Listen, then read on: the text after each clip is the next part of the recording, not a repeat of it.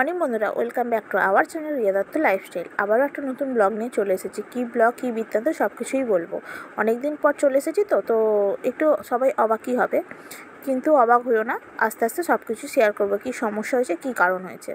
ওদিকে পটলের খোসা বাটবো, এবং পটলের খোসা যারা খাওনি তারা একদিন করে দেখো। পটলের খোসাটাকে প্রথমে সেদ্ধ করে নেবো নুন দিয়ে, তারপর সেটাকে ঠান্ডা করে নিয়ে একটা চুবিতে ছেঁকে নিলাম, ছেঁকে নিয়ে তারপর ঠান্ডা করে নিয়েছি। ঠান্ডা করে নিয়ে একটা মিক্সির বাটিতে পটলের খোসাগুলোকে নিয়ে কিছু কোয়া রসুন আর কটা কোয়া কাঁচা লঙ্কা, 4-5টা কাঁচা লঙ্কা আর 2টো শুকনো লঙ্কা দিয়ে আর কিছুটা নুন দিয়ে, মানে পরিমাণ মতো স্বাদ মতো নুন দিয়ে সেটাকে পেস্ট করে নেবো ভালো করে।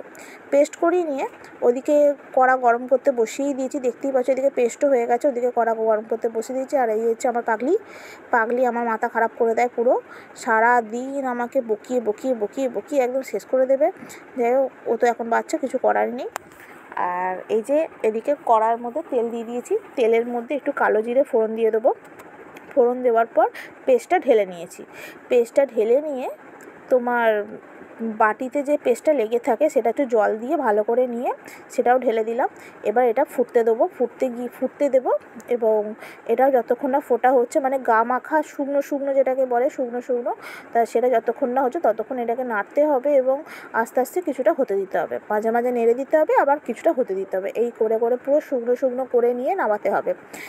আর এতদিন পর কেন এসেছি, এতদিন কোথায় ছিলাম, কী বৃত্তান্ত, কী ব্যাপার, সবই আস্তে আস্তে অন্যান্য ভিডিওতে শেয়ার করব।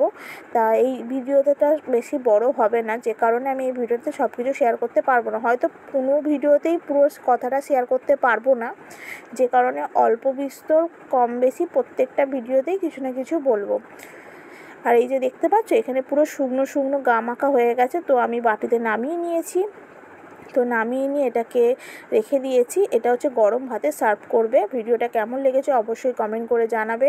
অনেক দিন পর এসেছি, তো সাপোর্ট করো, পাশে থেকো। চলো টাটা, বাই বাই।